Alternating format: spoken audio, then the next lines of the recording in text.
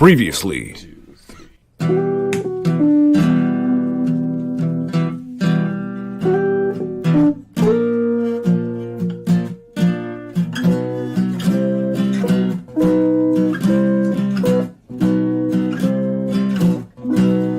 X-Rated, the X-Men animated review show. Some kind of awful nightmare with these images. It's horrible. Welcome to our horrible nightmare. And we call X-Rated the X-Men animated review show.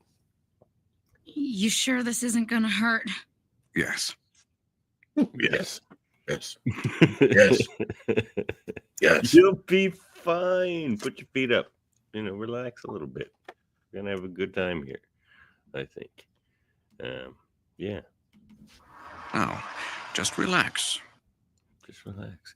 I am your host. They never said anything about me being fished out of a river. No, I don't talk about They that. should have thrown you back. Often. Cool. Yeah. Night Skeller, and that is the pithy voice of my co-host. How incredibly frustrating for you to realize that amazing mind of yours knows so very little, really. It is. Is the constant source of frustration. I thought that one seemed like a good one for you. I like it. Mm-hmm. So how are things? Fine. How about you? Did I get good. some child issues? Did you some child rearing issues? Not so much issues, just the normal chaos. Didn't leave Just much time tell for us the podcast sad truth preparation. that you're holding on by a thread as your children slowly tear apart your sanity. No, not at all. I went to the first ever Christmas concert kind of thing. It's just pre-K, but they sang a little song. Oh, that actually Very sounds very cute. sweet. It was very sweet and very What did cute. they sing? I don't know, something about sparkles. I think they call it sparkling. Sparkles. Yeah. Sounds like propaganda to me. Big sparkle. Big sparkle propaganda. It sounds like to me. Hello, Mr. Sparkle. Yeah. Hello, Mr. I am Mr. Sparkle. I am Mr. Sparkle.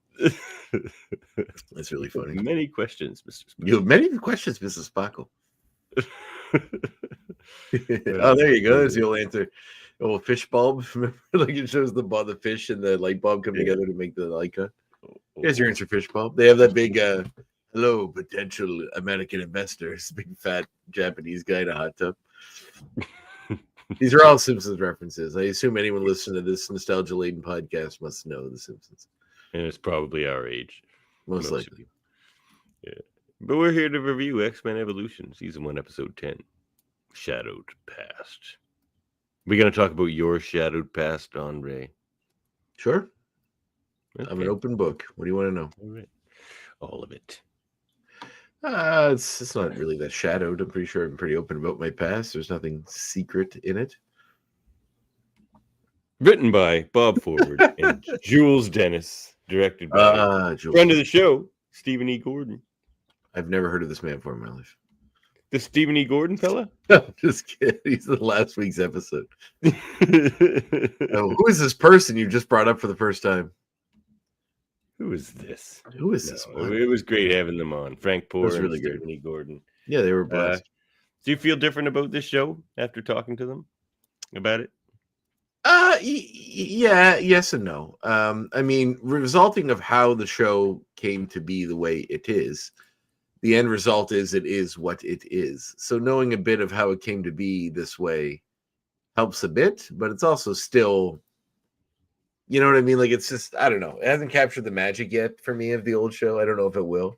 I do really like it, but I do understand that there are studio involvement and a lot of things that come, with running a show like this that make it difficult. Well, they did tell us they really were want left to. alone as far as studio involvement goes. That is true. But, the studio did tell them they wanted to be with them in high school. They wanted to be, this Set and the this. and this and parameters. this. Exactly. So Yeah, for sure. that It is aspect amazing. of it. However, I do dig the show. There are parts of it that I really like. Yeah, I definitely don't dislike it. character driven. Yes. So it's kind of like, there's just a little bit of the, I guess I miss the superheroing. My favorite parts of these things, even when we watched the movies, was just, like that part in X-Men Dark Phoenix where we just saw them get to be superheroes for a little bit, like just for a minute where they go to space and rescue those astronauts. And like I kind of wish we had more of that. And I guess X-Men 97 gave me a whole ton of that. So it's easy to feel kind of spoiled by that. Yep.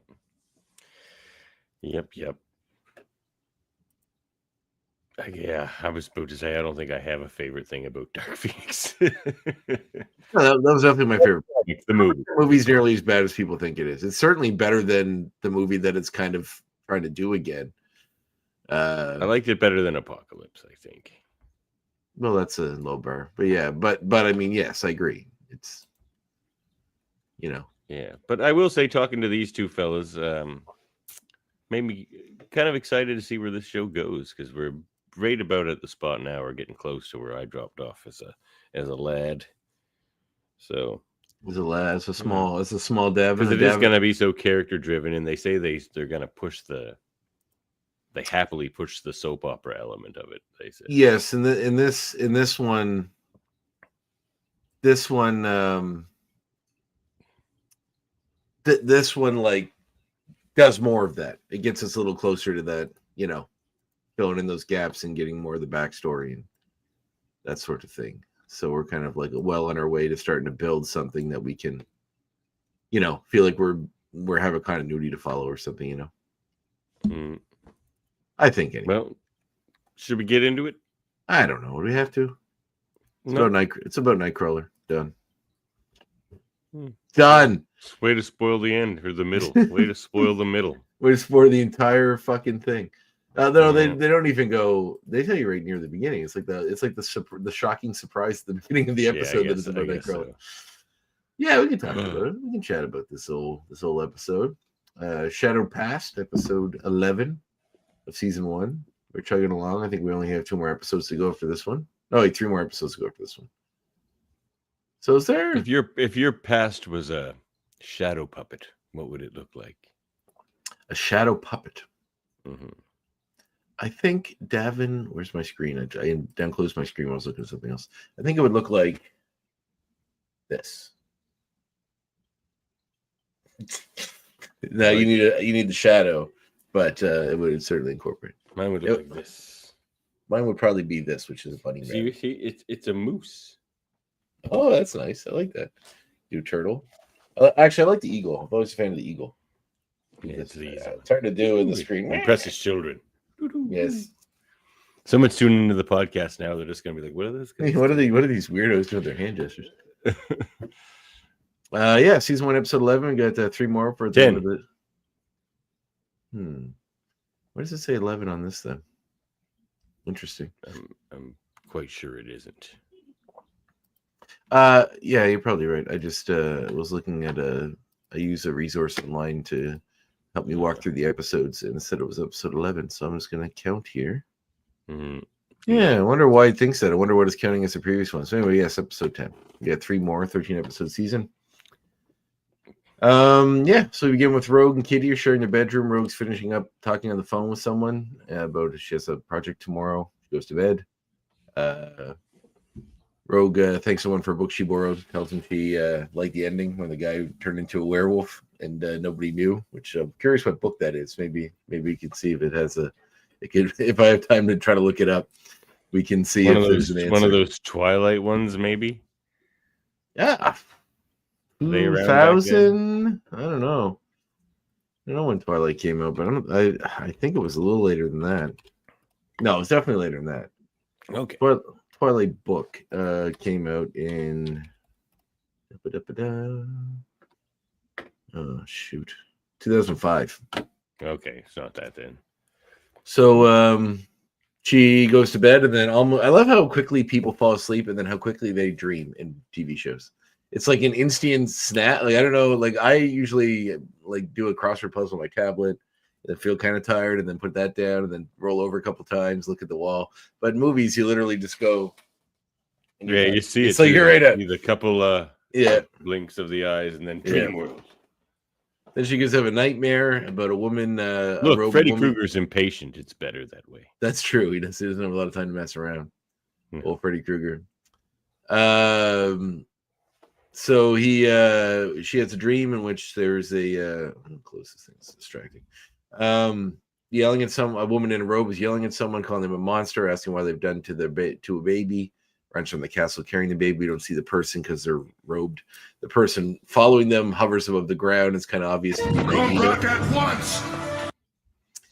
Yes, that's from it. Yep. The person chases behind her, and then apparently it's pretty obvious that it's Magneto based on the shape of the helmet and the way he's floating. But also wolves chase her. So can Magneto control wolves? Can Magneto control wolves? Is that part of his powers? Can you somehow manipulate the magnetism in wolves? He surrounds himself with packs and packs of them. Is that something that permeates the show? Does Magneto have more packs of wolves that show up? Well, look, I have things to say in the Expo. About the wolves? About all of this. Okay. All of that. She ends up on a rope bridge as the wolves catch up to her. She tries to get the baby from them and ends up dropping the baby off the bridge. Into the water. Yeah, it's not good. Into the water, and then Rogue wakes up screaming. Everyone rushes in, find out what's going on. She says she had a dream about a woman that was doing something with a baby. And then she realizes that the baby, in fact, from the dream was Kurt. She sees Kurt. So Xavier kind of tells everyone in their head to come for Jean, Rogue and Nightcrawler to come down to the library, where he begins to read Rogue's mind and is able to see. So I think it's funny because he's reading Rogue's mind. But in a way, by reading Rogue's mind, he's getting the rest of the story, which is he sees the woman's face. But like I always love on TV where I don't know what other way they could do it to make it better, but when they read someone's mind and it's basically they're just watching the TV show. So like he's essentially reading what they gather later is that Rogue had somehow, while touching Mystique, gained some of her memories, and this is why she's having these dreams. So like based on the visuals you see, the only person whose memories it makes sense for it to be is maybe Magneto's. Well, yes, exactly. Watching it all. But you see it you see her face. So like Magneto sees her face and I guess you could have her look in a mirror or something or pass by a mirror, and that'd be the only way to do it in the memory. But anyway, Charles discovers that the person from the dream is in fact Mystique. And Mystique, after this happened, we see further memory of her seeing a family scoop him out. The baby just floats, I guess. The bag is floatable. Babies float, apparently, in this world. I don't know. Did baby Nightcrawler teleport to safety or something? I don't know. He just floated down the river, and then the family scooped him out of the river. And Mystique saw it. Also, Mystique said, like, why, and asked him why. Mystique didn't see it. Oh, because it's in she the did. memory. So she 100% did. It showed her behind the rock watching them scoop him out of the water. Okay, so it probably wasn't very far down the river, but even still, the luck of this baby floating. I didn't like watching that. Actually, that was my least favorite part of this. Are you worried about the animated non-existent baby? Yes, I care deeply about Nightcrawler and babies. Well, I do too, but it is a show, and obviously he made it. But she asked Magneto why. What damage was done? None, I would assume, based on the fact that he seems fine as a teenager. But he's also blue and all that stuff. But but anyway, she asked Magneto before she went and saw that someone got the baby. She asked Magneto, why, and he just turned away, went back to his little castle. Then we see at the high school, Xavier goes to talk to her about it. She thinks he's bluffing, but some of the memories come back to her. She's remembering. Xavier asks if it was worth the loss for her son, and she yells at him to get out. So before he goes, he tells her that her son turned into a fine young lad, whether she wanted to know that or not. So as he leaves, he telepathically communicates with Logan, tells him location of the castle that he got from the memory, and Logan takes off from the Blackbird. So then after school, we see Rogue and Kurt talking about finding the real parents. Kurt gets upset, claiming he can't go on not knowing. He teleports away as Jean and Scott come up. The three leave together. Mystique, who is disguised as another student that overheard everything, walks around a corner and morphs, and she looks upset. So she knows for certain that Kurt is her son, and he's in the middle of this game that they're all playing with these children at this high school. This? I mean, I've seen the defenses that. Oh, not there yet. No, we're pretty much right there. Actually, you can go ahead. Are you sure about this?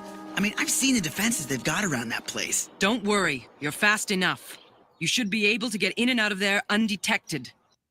She's worse than Xavier about sending children into danger. Well, she's the bad guy. She's supposed to be. So True, she but this sa- is the episode where we're supposed to like feel bad for her. No, we do a little bit, I think. So she sends Pietro after the Xavier Institute to drop off a note to Kurt, which tells him if he wants to know the truth, he has to meet her at this old mall. I think this, or is it where they're building this mall? I think it is. So he runs off to do that. Xavier senses Quicksilver's at the mansion using his abilities. Quicksilver calls Magneto, tells him that they did the note. In the castle, Magneto watches the Blackbird land on a security system and sees Wolverine walk out. So it's Wolverine. Wolverine. He's Texas Wolverine Ranger. on broken glass. We both went in way different directions with that. Well, I mean, hey, okay. Trivia question: who sings that song? Walking on broken glass. Ding, ding, ding, ding. What are they called? Perhaps you may know them from their other more famous song, "Sweet Dreams Are Made of These." Oh, the Eurythmics. Very good. Yeah. Although that song might have just been Annie Lennox on her own. I can't remember. But Yeah. So Wolverine makes his way to the castle, finds a discarded DNA lab that's been destroyed. So Magneto obviously quickly destroyed the lab and disappeared, leaving a bomb behind. Logan manages to make it out of the castle in time for the whole place to blow up. This is my point. Why is Magneto scared of Wolverine? Or not? I don't know, scared. Like, why? I guess the rest of the action would come eventually. Why but doesn't he just go deal with him by himself? He also is made of metal. Like, he could just pick him up and throw him into the atmosphere, Yeah. or throw him 6 miles away, or just crunch him into a little ball of metal, like into a cube, like they do with cars and crushing lots. Just make him into a little cube. He could just turn him into a cube. Yeah, just make a Wolverine cube Wolverine, toss him into space. Cuberine. Yeah. He'd be like one of those cute little dolls, those little plushies that are like this. They used to make these like square plushies that were kind of like previous to Funkos. Horrifying and adorable. All at the same time. Yeah. So yeah, Wolverine makes it out in time. Then we see Xavier send Jean and Scott into Kurt's room to find out what happened and see a note that he's Jean finds a note and they see Kurt's missing. So they go out after him. While at the construction site, Kurt meets Mystique. She wears a cape hood over her head. She calls him his son, takes her thing off. Kurt freaks out, demands answers. But before they can, the Brotherhood show up. Mystique tells them to leave, but they say they have orders from someone that's higher, which is Magneto, to interfere and stop this reunion from happening. He's not very nice to Mystique in this. Magneto's not very nice in general. I don't know if we're going to get a redemption arc for him like we do in the other series. If you want to know the truth, come to the new mall construction site at sundown. Come alone. It's always at sundown. That's not sketchy at all. It's always a construction site. It's always at sundown, and you always need to go alone. If you call the police, I will know. I will kill you. They knock out Kurt, but then the other X-Men, so the Brotherhood are there. It's Avalanche, Quicksilver, Toad, and Blob. They get into a bit of a fight. They knock out Kurt, and then they manage to get attacked by the X-Men who show up. Rogue manages to steal Avalanche's power and tries. The X-Men generally dispatch the Brotherhood quite easily, in fact. And then Rogue takes Mystique's power, or Avalanche's power, and kind of attacks Mystique. Mystique turns into Mystique tells her it's too late for answers, and then Rogue causes a quake, and then Mystique turns into a raven and flies away. Which is, like I said, Mystique's powers are different on the show because she can't do that in the comics. So the idea that she can become other animals and do what those animals can do is could she become it's weird that your mask can be smaller or bigger. Like, could she become an ant or a spider? Well, it's could be like the Pym theory. It's just like she would become denser as she got smaller. So she's a super heavy bird. Like, would that bird be able to fly? Yeah, see, wouldn't it be too heavy? Because its bones wouldn't be hollow. That's why they don't ever do that in the comics. Well, I mean, whatever. So Morph can do stuff like that, but he was born as a pile of goo.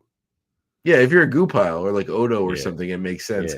Yeah. Odo's probably quite light, in fact. Yeah. Although maybe he can change his density, so who knows? I would assume he can. I think Morph can. So he seems to pick people up and slam against walls and stuff, so he's probably strong. Yeah. So back at Xavier Institute, Xavier tells Logan, Scott, and Jean everything he knows about Mystique and Kurt. Oh, wait, we missed this. Get the others and intercept Nightcrawler before he gets to Mystique. She must not tell him what he wants to know. I have to take care of a visitor. I have to take care of a Interesting. Just The 'cause voice it sounds actor. like Teal'c. It's like Well, who the voice actor that does Magneto on the show? What's his name again? it's Christopher Judge. He's the voice. He's the actor who played Teal'c in Stargate. Oh, the black guy, Yeah, like with the gold thing on his forehead, right? yeah, Oh, yeah. it's funny because his I don't want to. How can I say this without sounding insensitive?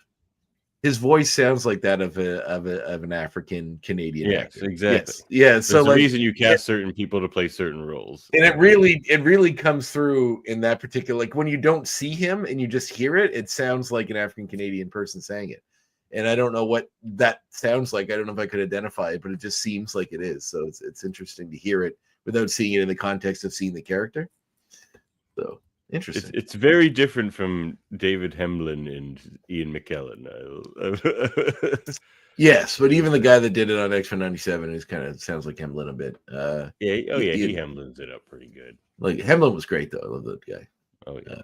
My favorite and one of my favorite parts of Earth Final Conflict, which is a show I watched a lot as a kid, even though it's a terrible show, and I will freely admit that. But when you only grew up with two channels, you watched what you got. And it was like, some sci-fi stuff I could watch, so it was close. They used to have the reruns on around whatever time I went to the gym every day. So like every time I went and I was on the elliptical, I'd usually watch it on my phone. But if I looked up on the screen, it was just fucking hours and hours of Earth Final Conflict.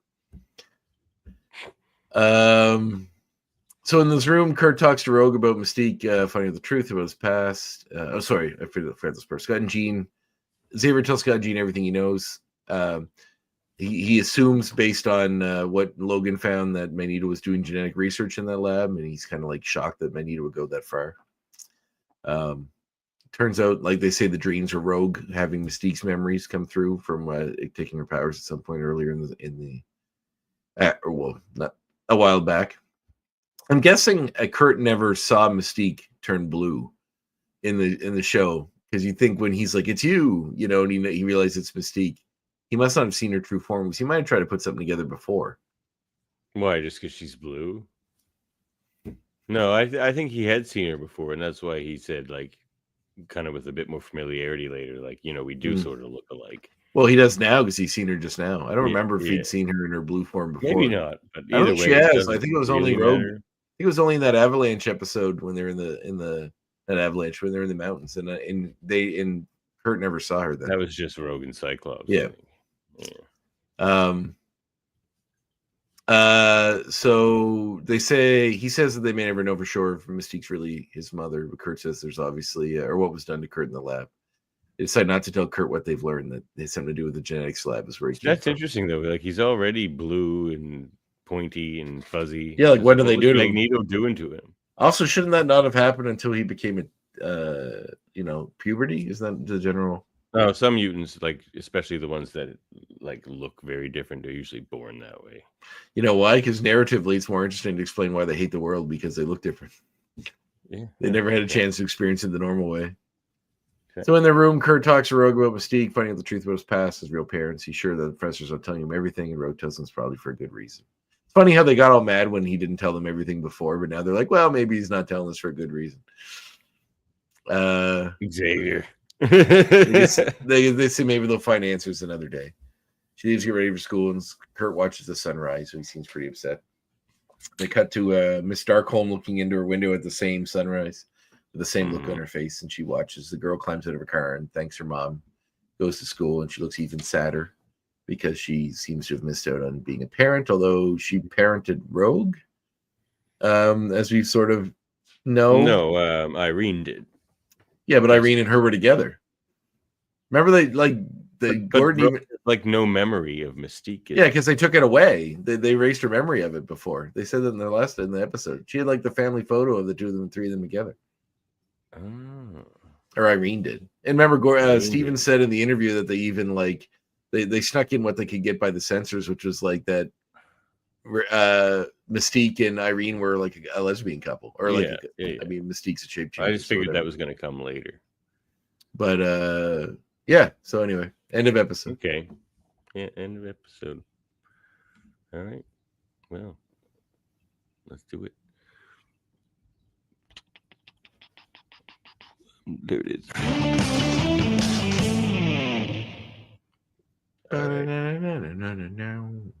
Ratings from 1 to X. You go ahead Go this ahead. time. All Oh, right. yeah. I'm gonna get this is probably the best one yet. I think I'm gonna give this one an 8. I have some questions, but I'm gonna give I have a lot of questions. Yeah, 8's fine. I would say 8's fine. I just like, are we just gonna watch? I know. No, but like for the rest of the show, we're just gonna watch the X-Men fight the Brotherhood over and over again in high school. Like, is this? I don't think so, because so many Okay. more characters are gonna show up. That is true. That's true. This is just getting things set up. And they even said like, Gordon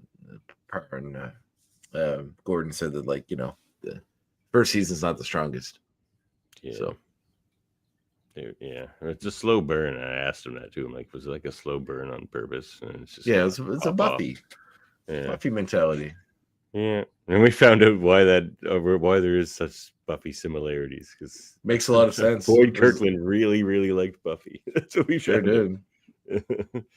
So yeah, the influence is it's nice to have that confirmed, because it seemed pretty obvious for a lot of it, including one of our followers there that keeps sending us messages about it. He's a fan of Buffy. Oh yes.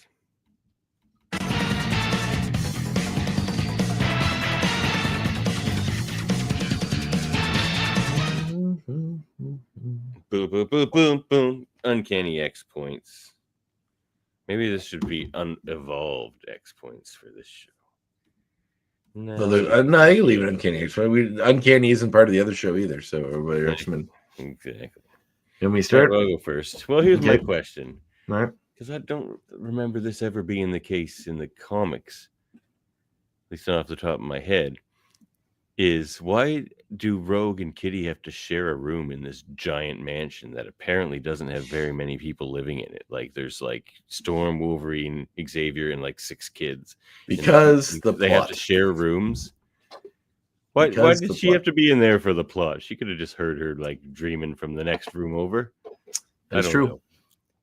It took me right away. I was like, "What? Why, Xavier? What are you doing? Don't be cheap. You know you got what you doing, Xavier? Rooms. You just don't want to have the maids clean. You don't want to pay for the cleaning fees, or like what?" I'm sure there's some mutant that cleans, that's hanging around, that they can just make some dust disappear or whatever. Cleanzo. Yeah, hell yeah, Mr. Clean. Oh, that's got it. Yeah, that's interesting. Xavier's Mr. Clean. He's been Mr. Clean this whole time. He just took the earring out. My friend, that'd be pretty funny. And Xavier lost the use of his legs. Yeah, that's why he's got the ripped upper body. That's true. My first point is that Kitty has a stuffed dragon she sleeps with. It might be a nod to Lockheed. He doesn't quite look like Lockheed. He's only green. He's green. Oh, but, if he was purple, that would have been so great. I know. So it might have been a little nod to Lockheed. She's such a main character in this. Does Lockheed show up? He better. I hope so. Don't spoil it for me, X-Goons. It's going to be a fun ride. See, I'm excited about all the things that could happen about this show. Oh, yeah, no, there are a lot of possibilities. Because it could go anywhere, because they're not going to be able to use all those, like, used up storylines. So it'll be interesting. I'm excited. All right. My next one is Magneto has, like, this Dracula feel going on. Like, he's got the castle, he's got wolves. Like, there's a lot of horror nods in this episode.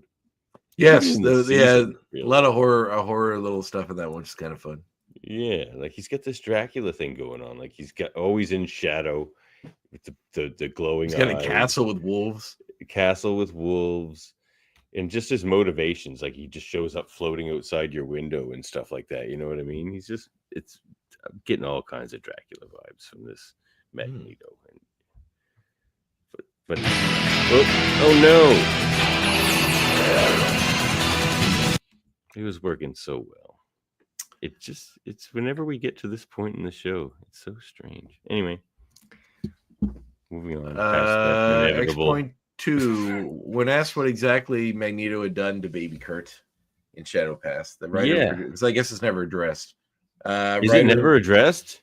Apparently not, because somebody asked writer and producer Greg Johnson, and he said, in quotes, "The way we see it, Magneto experimented on him in an attempt to trigger the X gene and succeeded."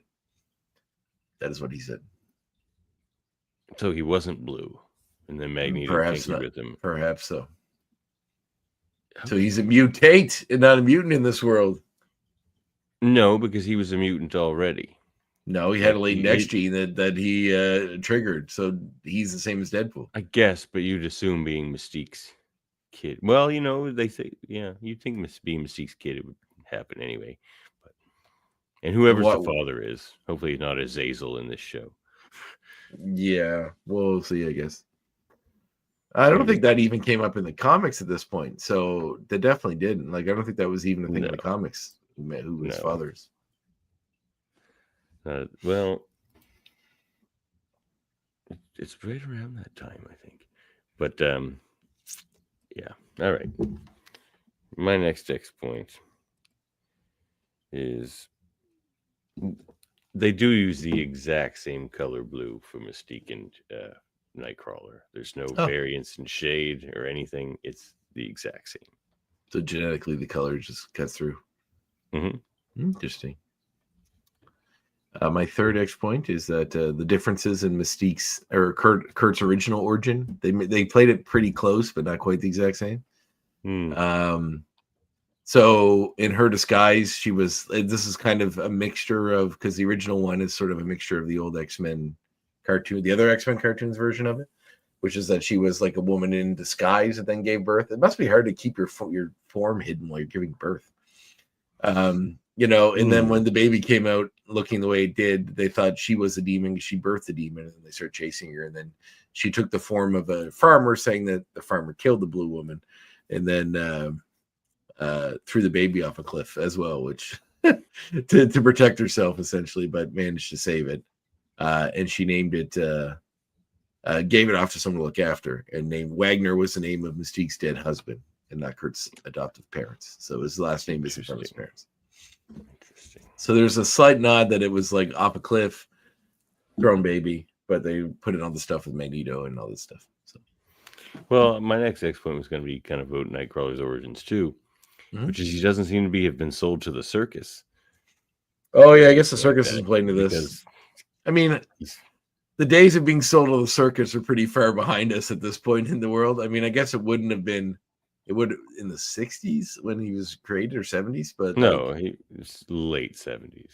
So, you know, assuming he was like in his 20s then, we say in the 50s, someone sold him to the circus. I guess freak shows were still around in operation.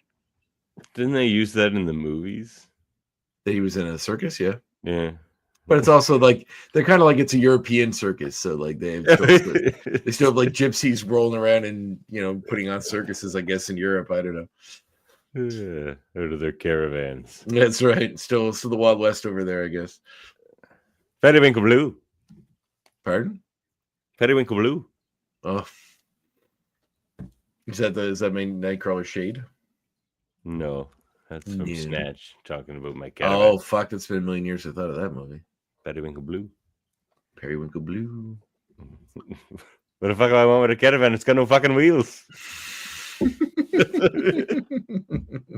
Yeah, he's almost indecipherable when he talks in that movie. It's so good. My next point, my fourth point is I like the bit when Xavier goes to Mystique trying to get answers.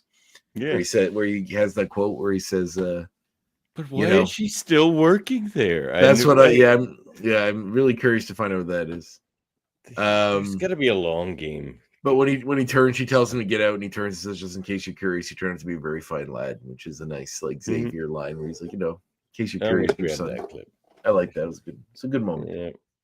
Well, my last X point is the Xavier thing. So they did mention it that maybe they said they were, when they first started the show, that they were aware of the Patrick Stewart casting, but they didn't know about much else from the movies. So you can sort of see David Kaye. I don't know if he is. I'd love to have him on the show and ask him, but he seems to be doing a bit of I'm doing a Patrick Stewart impression, but it's almost, but rather than doing a British number one, yeah, exactly. It's almost like a mid-Atlantic accent. Number one, get in here. You need me, Scott? Yes, number one. Yes, number one. I'm mid-Atlantic. Me and when I was in college, the guy we shared workstations, and the guy beside me, his name was, oh my god, I forgot his name. It's been long, many years, but he's a very nice guy. And I think he was a Mormon or something. We used to talk about that occasionally. But Do he I was need to really play this clip again? Jeez, I'm doing it. Oh, wait, never mind. Yep, here we he go. really loved Star Trek. And How we- incredibly frustrating for you to realize that amazing mind of yours knows so very little, really. Justin, his name was Justin. So anyway, he loves Star Trek, and he we used to joke about that, how like like Picard didn't know Riker's actual name. He'd just be like number one, and then somebody be like, what about Riker, sir? He's like, who the hell is Commander Who's Riker? Who the hell Who is is this Commander Riker? Quill you're talking about? Shut up. Shut up, Wesley. All right, you got one more? Oh yeah, sorry, we're back to me. Yeah, I like they're giving like a little bit of a redemption arc to Mystique. It seems like she's getting, we'll see where it goes. Maybe she actually becomes an aid to them on the show and goes the good guy route that eventually she did in the movies, the new Jennifer Lawrence version of her in the movies. It seems like I'd be curious to see how much this sort of like follows what goes on in the movies and Ultimate X-Men and all that sort of stuff. So. But I do like this version of Mystique better than the movie versions, that's for sure. Well, I mean, we got a lot of her in the movie versions, especially in the Jennifer Lawrence era. Yeah, and she didn't get to do a whole lot in TAS, so not really definitive Mystique here. Well, yeah, I guess I had that theory forever that she was the government liaison to the X-Men there. That was really Mystique, but we never got that. So it could still happen, but I feel like they would have teased in the first season if it was the case.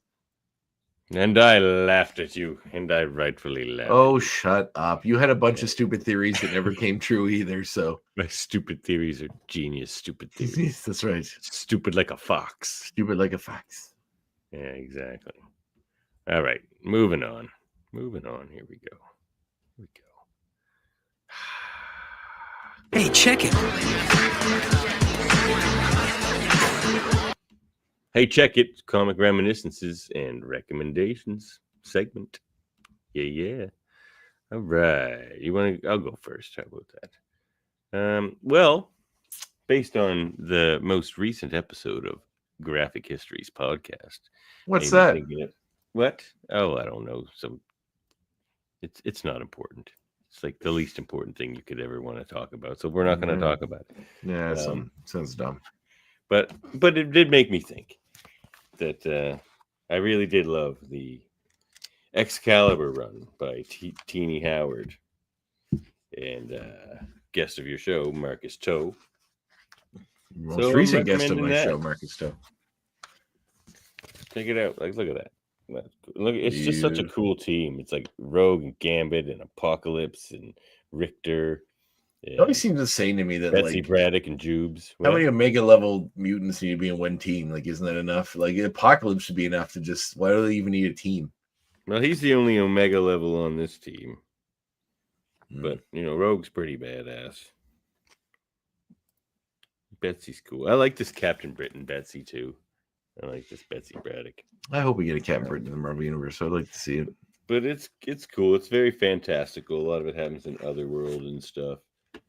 So check it out if you like. It's kind of X-Men mixed with fantasy. And the art is fantastic. And it makes me like Apocalypse more. Because I wasn't a huge fan of Apocalypse. Really? Krakoa era stuff kind of made. And you of course you get naked Jamie Braddock. You can't have a Braddock book without naked Jamie.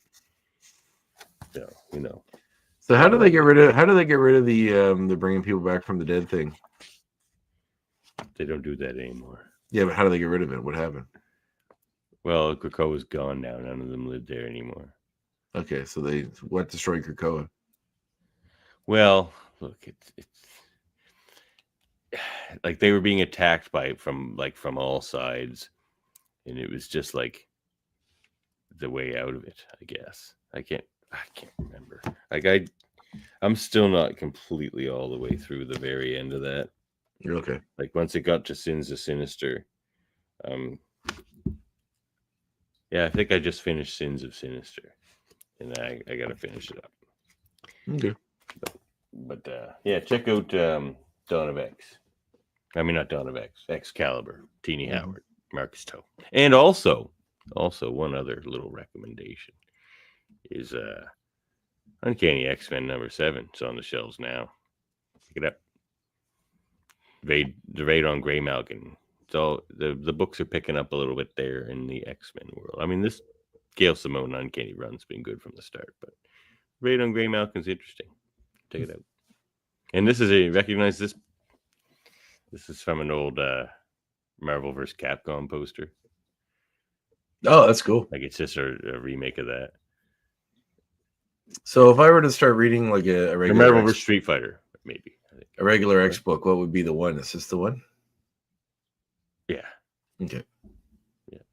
Right now, I would read Uncanny. I like Scott's costume. Well, this isn't Scott's team. If you want to read about Scott's team, you got to read. No, that's fine. But Jed McKay's book. is Beast back to being a good guy? Adjectiveless. Yes, because it's Defender's Beast from the 80s. So it's funny in this book. I think it even happens in this issue. He's never met Jubilee before. So they just pick. Is that what they do now? Is just take characters from other time periods and drop them back into this? And so we have an evil beast running around, and then a time displaced beast from the Defenders era. Well, because the evil beast is supposedly dead, but we didn't see a body. But what's to say that this beast is going to become that beast? Because he did. Right? All right. Well, he won't have to go through all that horrible Grant Morrison cat business. Oh, stop it.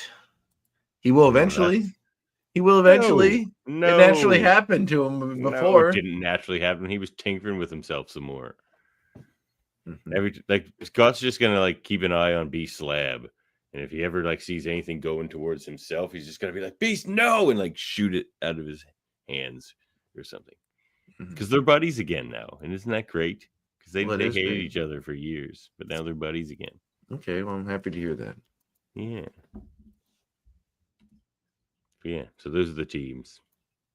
I mean, it's not a good fight for Rogue's team. So there's Jed Magneto is probably enough to take care of this. Are there two X-Men books, Jed McKay's and Gail Simone's? Yes, and then there's other side books. There's what else is going right now? There's one called Sentinels. Okay, well, just if I was going to read those X books, or what I need to read. Yeah, those are the two main books. Okay. This little mini crossover is just those two books. And what's Grey Malkin? Isn't that the guy that used to be Scalp Hunter?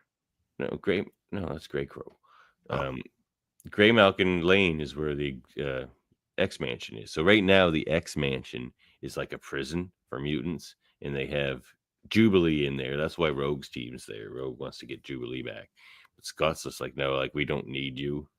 I have Juggernaut and Magic and Betsy, or not Betsy, Quanon. He's I don't need your team. We got this. We can raid Grey Malkin without you. Rogue's just I'm sick of your shit, Scott. I'm going to do it, but I want to do that kind of thing. So yeah, they have a little tussle. And Juggernaut's one of the X-Men now? Yeah, he has been for a long time.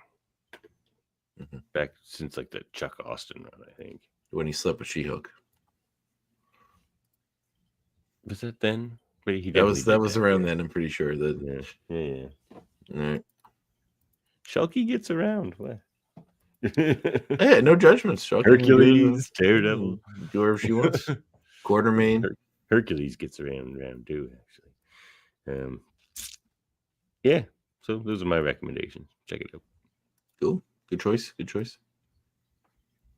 My recommendation is we're doing comics now. Oh, and I think they have Beast as well, and that's why Scott's team's there. Scott's there to get Beast out. Rogue's there to get Jukes out.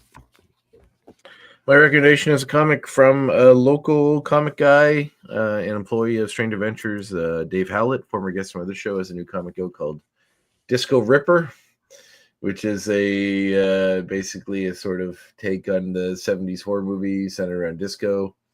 With a coolly designed serial killer that has a mask looks like a disco ball. Yeah, it's really fun. It's a fun little throwback, to the bygone era of 70s, horror films, kind of giallo-esque, kind of slasher-esque.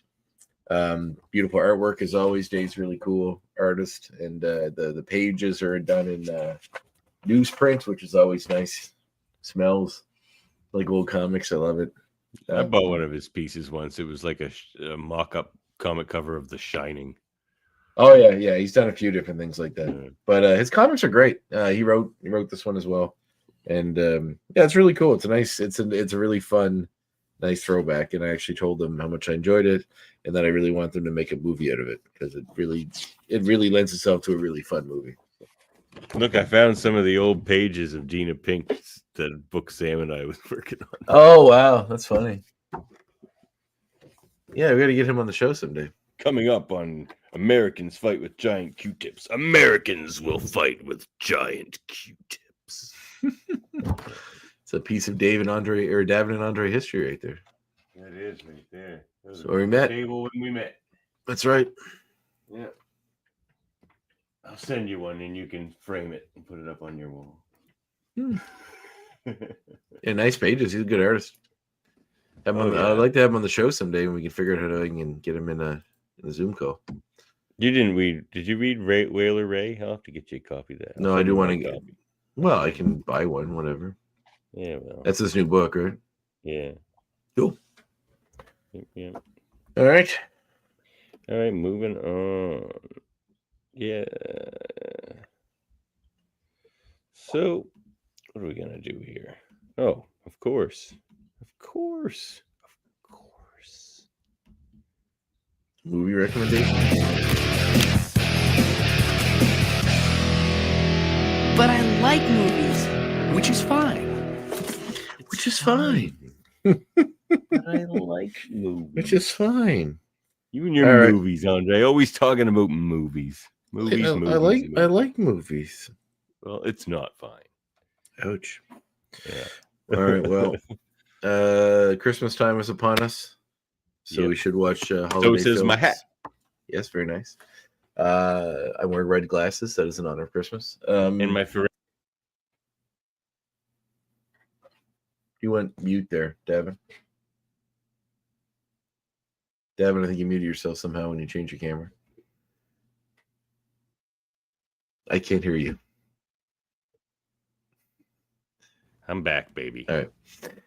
So it's time to watch my Ferengi. You did it again. I see that Ferengi. That looks great, but you muted again. So go watch holiday films. There are a lot of great ones out there. I've watched a few. Some I'd suggest, some I would not. If you're on Letterboxd. What's your favorite? My favorite all-time holiday Christmas movie? Yeah, it's sure, tough. why It's not? tough. I like Jingle All the Way, but I suggested that one I think last time.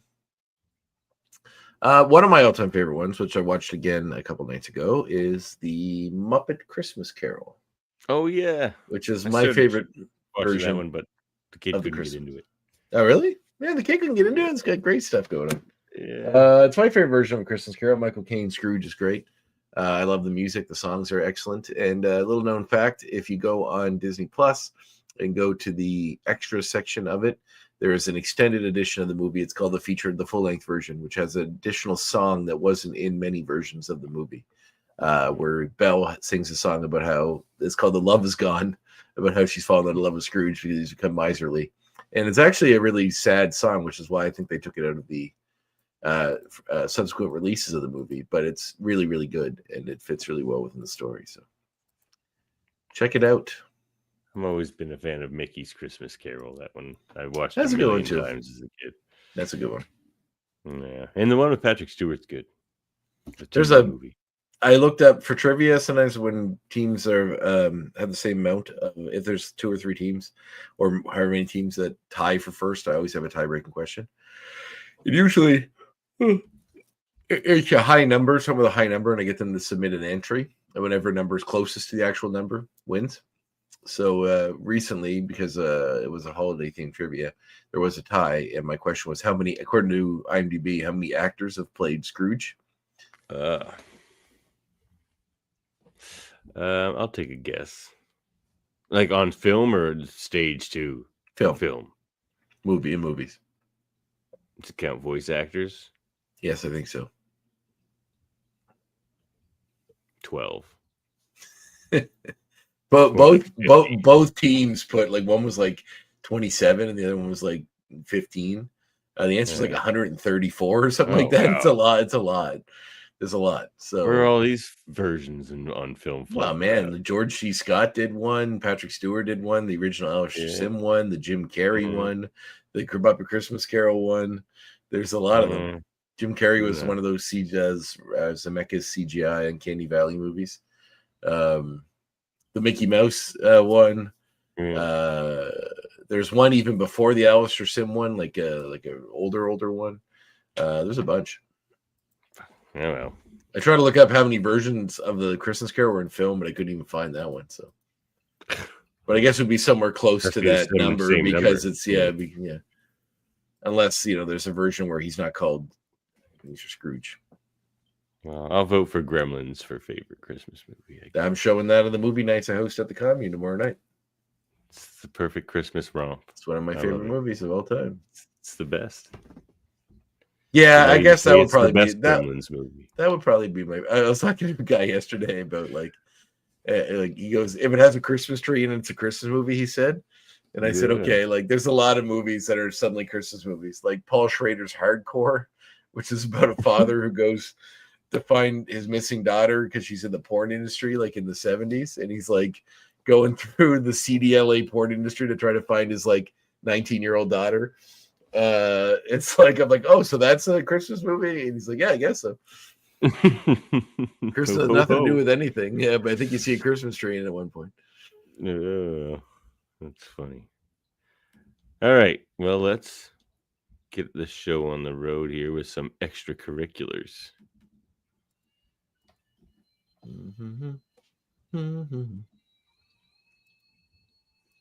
That music is not playing through the thing. Oh, really? No. Oh, I think we should right, just change the because show to I like relaunched technical that. difficulties with Devin. Technical difficulties with Davin. All right, I know why, because my mic went out and I didn't reset the other thing.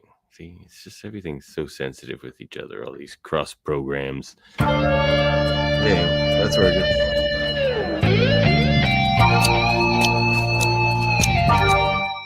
I never realized how porny that music sounds until you didn't. That's why really. every time I'm like, it's like Isley Brothers too. Yeah, it's kind of definitely someone's getting busy. Extracurriculars. All right. Well, we're going to continue with the game we've been doing, which is try to get the definitive cast for the new MCU X-Men. I'm happy you like the game idea I came up with so much that we've done it every single week since I came up with it.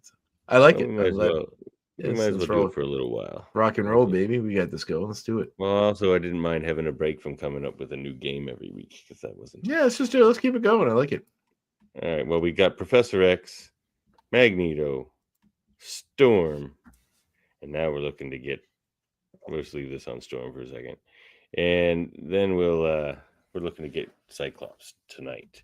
Now we may have some disagreement here, but we're gonna have to discuss not necessarily. How old do we want these two? See, the actor you chose is 36. The actor I chose is like 26 or 27. Storm is the Storm actress is like 30 something. Like that's okay, but she's also like ageless. Look at her; she will be gorgeous 25 years from now. Don't even worry about it. So my theory, I guess the way I envisioned it, I guess, is similar to the other X-Men movie, where it's like Scott, Jean, and Storm have all kind of been around for a while, and then the rest of the X-Men come in. But if we're going with them younger, so yeah, it just depends on what version we want to go with. It does. So I guess we have to discuss that. But I think your guy might like Cyclops is the one that you're gonna have every X-Men movie. So it's just like I think your guy might age out of it. And the other thing, I do have pictures of them. So this is Glenn Powell, who Andre's chosen. Yeah, it'd be great. I don't think he really looks like Cyclops. He's too short. I mean, he's How not tall super is he? short. He's 6 feet, which isn't bad. That's but not too short. Here's my theory about the guy I picked. So I'm not really familiar with either of these guys with their acting. But this guy I chose, this Jacob Elordi. So I love Look when at you that. say You it put like a he's visor not. on him, You, like you cover say up his face. you say it like nobody knows who this guy is. He is like a huge actor right now. He's like one of the biggest young actors. Well, He's that's in a fine. Like, he's in a but like movie called Saltburn that came out last year. That was like a cover huge up, movie. cover up like the screen there from like his nose up. Look at that bottom jaw. He looks just like Cyclops. I mean, go And back to also, the other one. His jaw was fine. He has a great jaw. Look at that jaw. That could be a Cyclops jaw. no, but it doesn't. Yes, it just it doesn't look could. like Cyclops. He looks kind of Oh, like he looks exactly like Cyclops. Like if you took the visor off Cyclops in X-Men 97, I don't he know. looks exactly like that guy. But here's the thing: Like he's not. exactly. He doesn't live up to the moniker of Slim. Oh my God! Why? Just I don't know. I'm gonna give up podcasting. I can't handle these technical difficulties anymore. Does Lordy Yeah. not look more like Gambit to you? No, and He like so here's doesn't. here's my You're thing insane. about this guy. You're insane. No, He he doesn't look 100% like looks more Gambit. like Gambit than Scott. Look at that dark brown hair. No, because Cyclops has dark brown hair. This guy you picked. No, is he like, has light brown hair, like that guy's hair. no, it's like this. Yeah, James well, Marsden even had this kind of color hair, right? Not that I'm saying that's a definitive Cyclops or anything. Marsden was great at Cyclops. So He doesn't get my to thing do about enough. this guy is he's 6'5" and quite slim, so he lives up to the Slim Summers moniker really well. It's like because he'd be the tallest one other than like Google Colossus or some of these really big people. Google Glenn Powell shirtless and tell me he's not thin. Well, maybe he's a bit ropey and wiry, but like the other, he's not as skinny as the other fella. Like, but you Google him shirtless all the time. I am. He looks great. He's in great shape. But He's a great actor. He was in the Richard Linklater movie that just came out, Hitman. He was excellent in it. okay, well, I'll take He's a your great word actor. for that. But so this guy's 26. He's 6'5". He's skinny. And here's my thing about the 6'5". That's even a couple inches taller than you need for like a Cyclops actor. But if you cast Cyclops tall, then you can probably, it helps get away with a slightly taller Wolverine actor. Mhm. You know what I'm saying? Because he would still, like, you could hire like a 5'8" guy and he'll look tiny compared to 6'5" Cyclops. You know what I'm saying? So that's another good reason, I think. So you get this young fella, he can lead the team into the future. He's got the jaw. He's got the like look at him. Look at that look right there. That's a Cyclops look. Davin, when you suggested him, I agreed. I just had to pick someone else. So Lordy's who I would pick too. You can stop selling me on it. I would pick right. if we decided we're going with them all being younger, which probably is smarter because it's different than what they did before. You know, and it's except that like it's different from what they did before the first time. But then we got first class where they're all young again, so it wasn't really different anymore. But and I think it's better. I think Elordi's a good choice. Still want to cast them all for like the next 20 years, right? They're gonna want X-Men movies. Yeah, no, I think Elordi's a good choice. I like Powell a lot, but I will probably try to squeeze him into another role. He could have been a good Magneto, actually. Squeeze him in. But young for Magneto. Fuck, man, your benchmarks. Well, you don't want a 36-year-old Magneto. Why not? Because we casted like a 65-year-old Professor Xavier. Look at him; he's great. He's fantastic. Oh no, he's great for Xavier, but like you want to make a rate youthful Magneto in comparison. Yeah, no, Lordy's fine. I'm happy with Lordy. He's a good actor too. He's really good in Saltburn. All right, cool. I'll check that movie out. I don't think you would like it at all, but you no, watch it, okay, well, maybe not then. I won't. It definitely does not seem like the type of movie based on your other podcasts that you would like. Fair enough. I'm glad you have this insight into my movie. Barry Keoghan, or the guy that plays that was in the Barry Keoghan or whatever. Yeah, he played the Eternals. He's in Saltburn too. Okay. All right. Well, we've cast Cyclops, and here's the thing too. Like, so like you could have him be a 26-year-old Cyclops, or like by the time they make the movie, he'll be 30 or whatever. You could have Cyclops be 30 or whatever. And the Storm actress is 36, but she could play 32, whatever. 30. You could have her be his age if you want, or you could have her a few years older than Cyclops, and that works too. Mm-hmm. So I think we've got a great start here. You can. Disney, you can just make us the casting agents. It's fine. I mean, I would prefer to be cast in one of these movies. I would love to do that. Yeah, we'll cast you as Black Tom Cassidy. I do not. I should be like Black Tom. Actually, you look more like him than I do. That's for sure. I'll be Black Tom. I like the plants too. I could talk like him. Talk to the plants. Talk to the plants. Yeah. All right. Well, good. Who should we do next? Gene? Okay. Good call. So we're adding her to our main roster then, because we're kind of picking our main roster first. I think you got to. You got Cyclops and Eugene. All right. You might as well hold off on Wolverine for a little while because we know we're probably going to fight on that one. Yeah. I mean, I'm purposely holding off on that one. Yeah, I guess you don't even know. Yeah, because you can't even say who you want it to be because I nobody can't fits figure your it. impossible standard. No, look, we just cast a 6'5" Cyclops. I'm bumping up a couple inches on my Wolverine casting if I have to. Well, that's Maybe great. 5, 6, or 7 even. But that's pushing it. I think I already have my Jean Grey actress, so we'll see. Oh wow! You want to just do it right now? Do you have one you already want? No, but I'm interested to hear yours. You wouldn't know who she is. Oh no. No. Okay. What's But the name? she looks the part to me. Her name's Holland Roden. How do you spell that last name? HOLLANDRODEN. Holland. What's the last name? RODEN. Oh wait, she's too old. Never Oh, mind. is she? Yeah, especially for casting against Cyclops. She's 38. She does not look 38. My God. She does not look 38 now. I know, it's crazy. She looks like she's like fucking 20. Yeah. Well, okay. Yeah. All right, we'll come back to it. I'm gonna think of somebody else. Yeah, we'll come back to that one. We'll do that one next week. Or not next week. Next week we're gonna be much like Hollywood in general. Once a woman is close to 40, she's useless. No, I'm kidding. Discarded. Get out of here. Get out of here. This town. Yeah, we don't know room for you in here. You play a grandmother. You wait until you're old, then you can play a grandmother. You take 30 years off, come back and play a grandma. You know who they.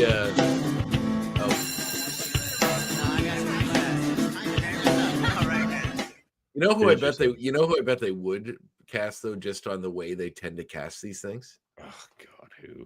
Sadie Sink, the girl from that plays the redhead in Stranger She's a Things. good actress. She is, and she would probably be. How old is she? She's probably too young, probably, right? Well, maybe not. No, she's 22. She's gonna be like 18 or something. She's 22. A little young. Yeah, I mean, she could play older. She'd be Like good in the role. But she kind of looks young. Like if you're ever gonna spark up that Wolverine romance, like no, I don't think you should do that like for this 200-year-old. You've done that. You did that way too much. I know, but like just in case, like maybe. I think Wolverine should be a little older and a little grizzled, and like he is in X-Men Evolution, where he's more like a bit of a leader role. Then. Yeah. But Sink's not a bad choice. I think I might pick her. She's good. All right, you pick her, and I'll come with a counter, and we'll discuss. She's not a bad pick, I suppose. She's a good actress. She's really good in The Whale, like super good in that. I haven't seen that yet, but That's really good. Oh yeah, Brendan Fraser's awesome. Encino Man. I mean, I grew up on Encino Man, of course. Yeah, man, squeezing the juice. It's hard trying to think of like famous redheads that would fit the role that haven't already been cast because like Karen Gillan I like, and she's already Nebula, so yeah. Well, we'll do Jean Grey in not even a couple weeks. So we'll do next week. Tell us, Andre. It's homework time. Next week we're reading a Christmas comic. We're gonna do a review of that. It's gotta be here. Which will be Marvel Comics number 143, X-Men Comics number 143. Where it looks like Kitty battles the Brood. I gotta find my issue. I got it. It's all right. They know about it. They got the title. They can go look it up. They have the internet. I know, but I gotta read it. Oh well, I'm gonna get it on the old app there. I don't have the old Marvel Unlimited. Well, you should get it. It's good. Yeah. Well, I'll find that issue somewhere. But yep, Uncanny 143. Guess what's come down the chimney? A Brood. Yeah, some Broods. It's gonna brooding be it up. Fun. It's gonna be fun. In preparation for that issue, you should watch the divorce body horror film that is The Brood by David Cronenberg. Totally relevant to what we're doing here. Sure. And aliens, because yeah. They should have put a Christmas tree in Aliens. That would have been a fun Christmas movie. I guess in the future they still celebrate Christmas. I'd hope so. Hundreds of years from now. Sure, why not? Yeah. Support the show at patreon.com/X-Men Review Show. Get your merch at redbubble.com/people/X-Men Review Show/shop. Contact us at xmenreviewshow@gmail.com. And you'll find our audio-only version wherever you get your podcasts. And please, like, review, subscribe if you haven't already. Many of you have. Certainly subscribe. Follow us on YouTube, Facebook, and the Twitches. And check out our whole federation of podcasts at ufpodcast.com, including the new podcast by Michael Chan, Heard Noise, Must Investigate. Second episode just came out today. I listened to it. It was good. I like it a lot. I like that. So it's just him by himself? Yeah. He's going to have guests on next year. But yeah, it's just him. But it's good. He made me think maybe I would like Terrifier. You're like, you won't like Terrifier. And then I heard him talking about it. I'm like, I don't know. Maybe I'll like Terrifier. But I don't know.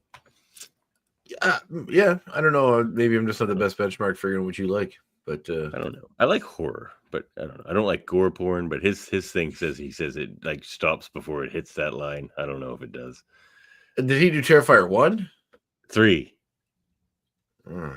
I mean, I don't. There's some pretty rough stuff in Is all there? those movies. Well, yeah, like I mean, yeah. I like them, but I don't think you would be able to see the fine line between those two things. No, But not Okay. that I don't think you're capable. I just don't think it's for you. I would want to. Like, you know what? Nah. You know, We'll see. who's to say? But I don't know. I just don't think that it's a Davin thing. But who knows? Maybe I'm wrong. We'll see. We'll see. I like clowns. I like clowns. Oh, well, anything else?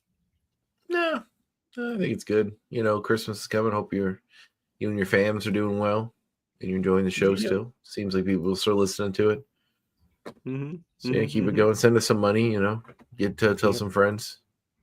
Tell some friends how Yeah, much you we'll- love it.